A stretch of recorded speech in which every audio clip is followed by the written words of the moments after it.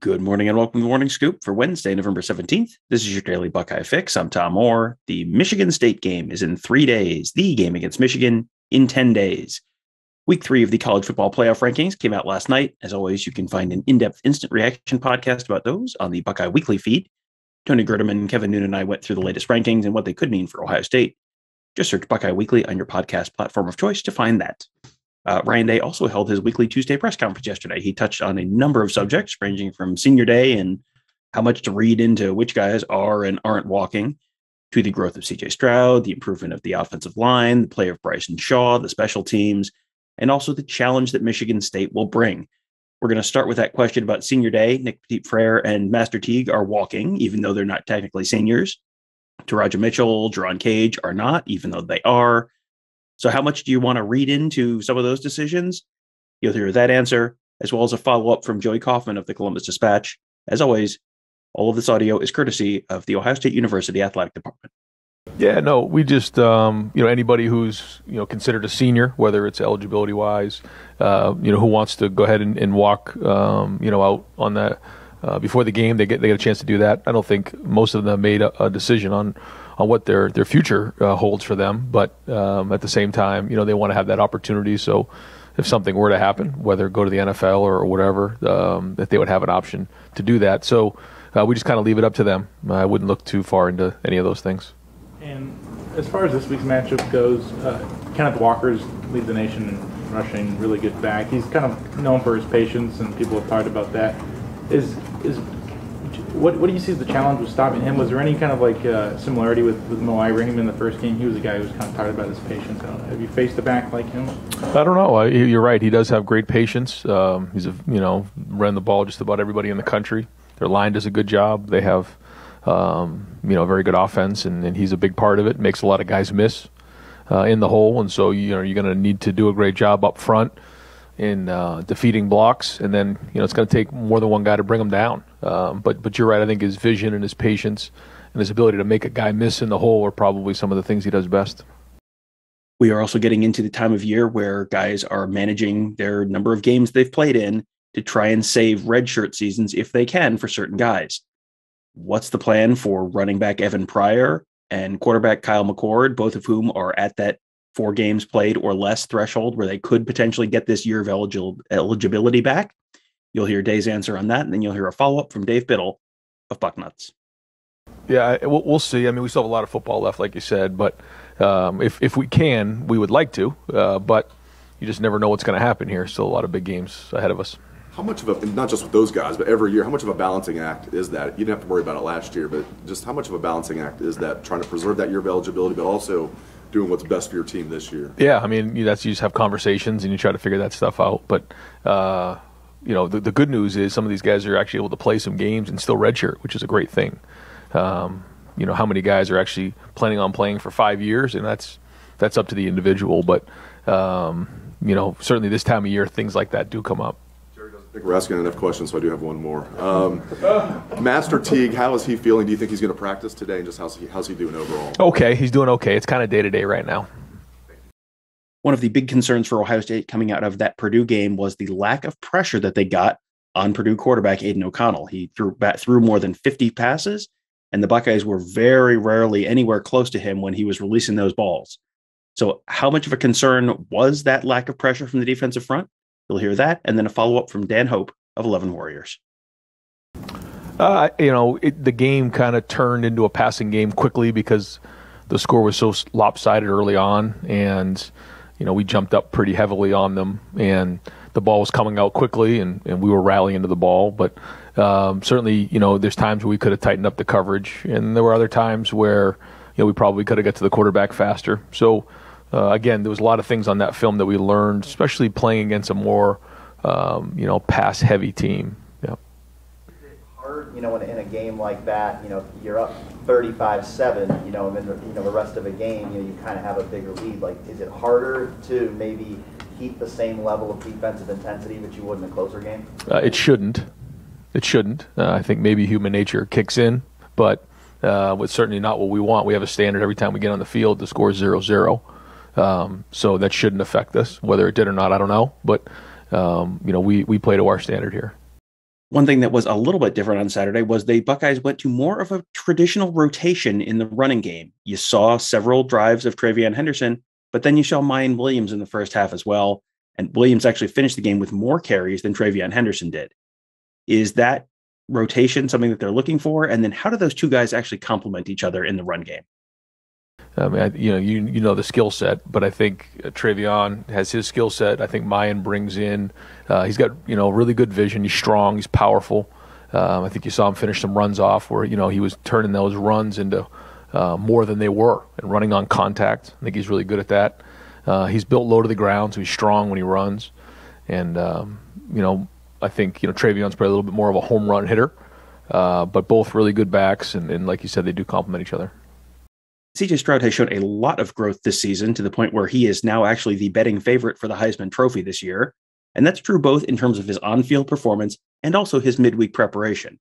Here's Day's thoughts on that. You'll hear that answer and then a follow-up from Patrick Murphy of Bucknuts on Bryson Shaw.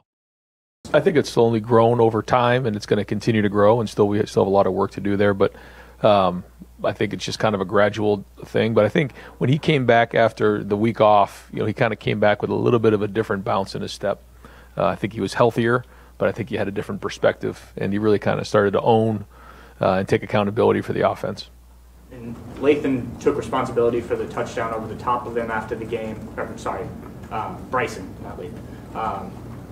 He said that can't happen, and it seemed to get to him.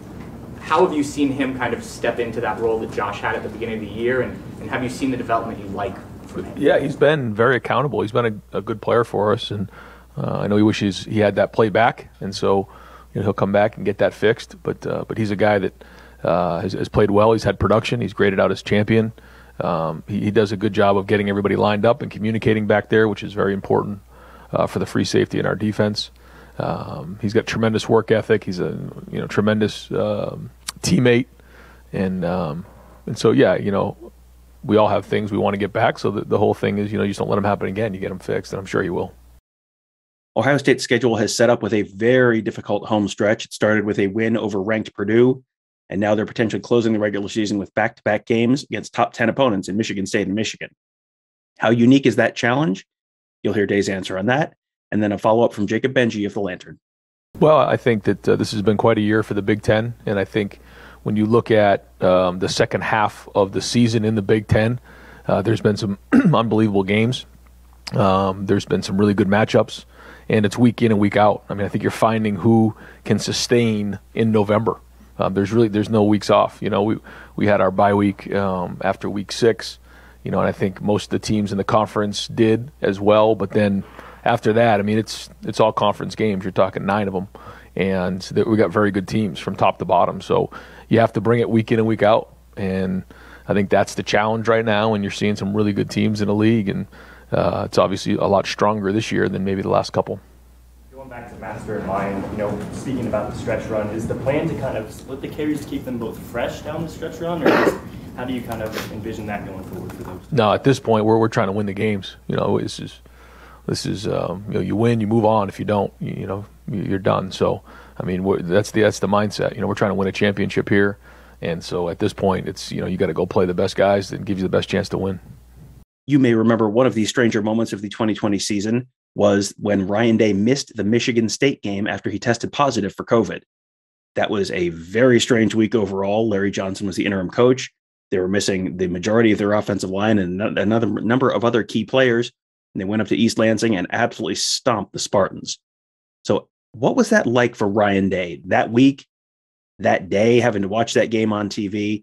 And how different are things this year after that very strange week and very strange season? You'll hear that answer, and then a follow-up from Bill Rubinowitz of the Columbus Dispatch.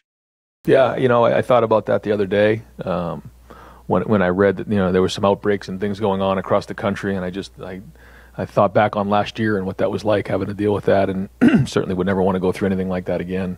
That week in particular was very difficult, but it was great to see the leaders and our staff really step up and go on the road, and we had a bunch of people down that week. There was some staff members, there was players, so it was a big challenge, but you learned a lot about our character and our culture of this team to go see that happen, and I was proud of that, but it was not easy at all.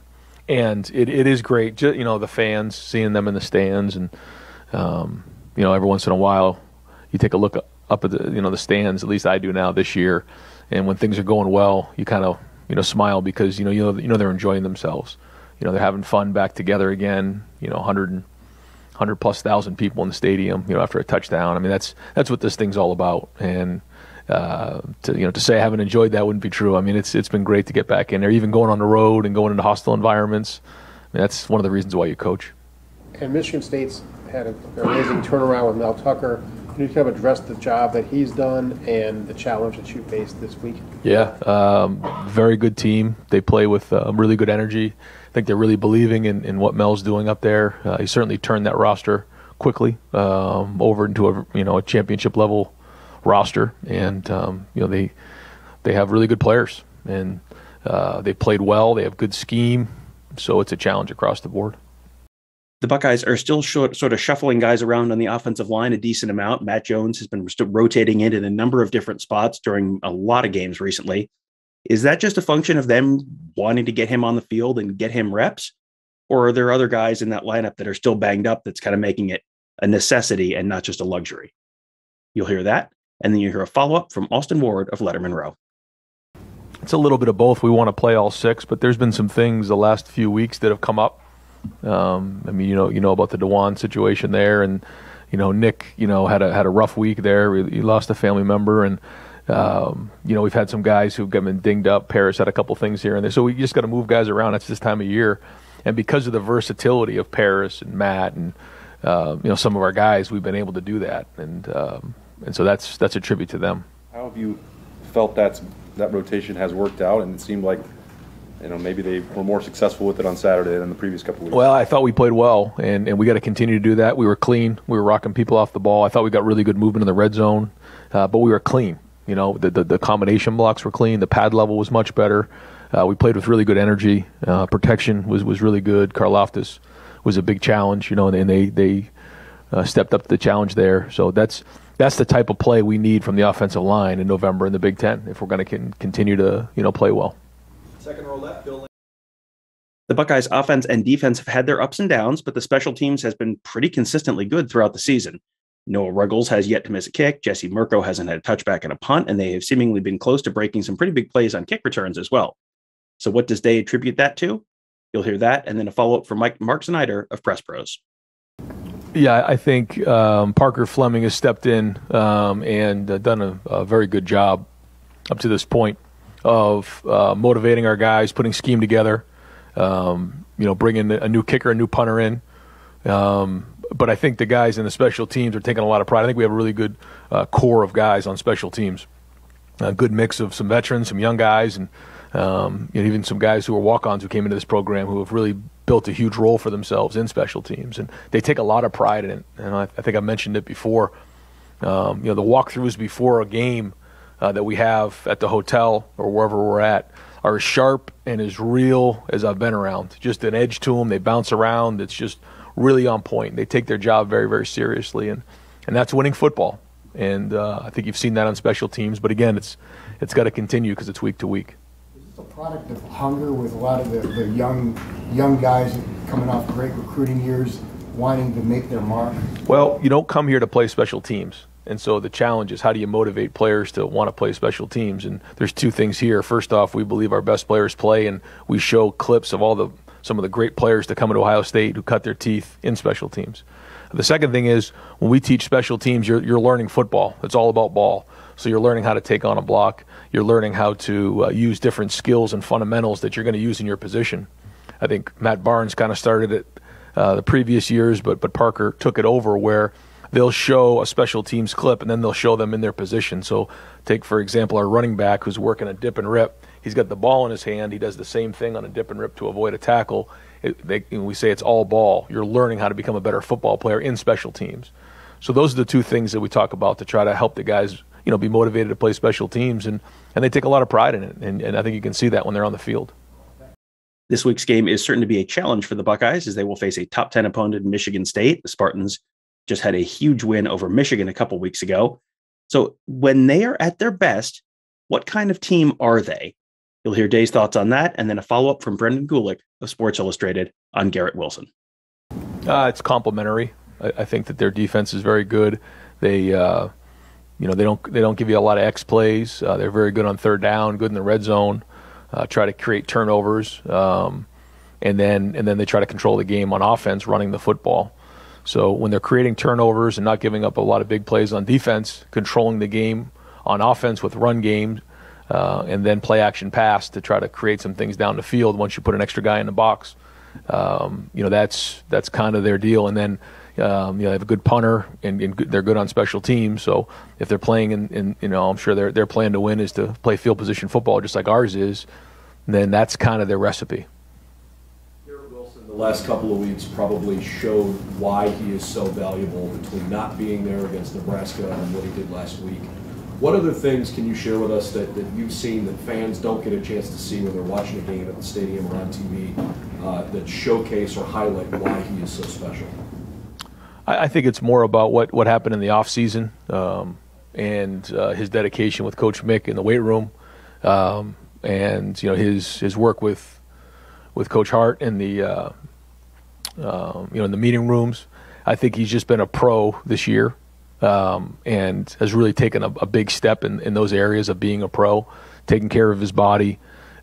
He's strong, he's powerful. He's, his football IQ has gone way up in the last year or two. I just think he's really upgraded his game. He's very, very competitive, always has been. He loves to play. But sometimes you can't just go out there and play. You have to play within the offense, and I just think he's taken a lot of strides in that area. Well, I hope you guys enjoyed that show. And again, if you want to hear our thoughts on the college football playoff rankings, you can search for Buckeye Weekly on whatever podcast platform you're listening to this on. We did a whole live show on it on Tuesday night. As those rankings came out, shared our thoughts on where teams were, where the committee may have gotten things right, may have gotten things wrong, what it all means for Ohio State and potentially for the rest of the country as we move into the home stretch of the college football season. You can find that on whatever podcast platform you're listening to this on. You can also find it on our YouTube channel, youtube.com/Buckeye Scoop. That'll do it for today. Thank you guys all for joining us. Have a great day. We'll talk to you tomorrow.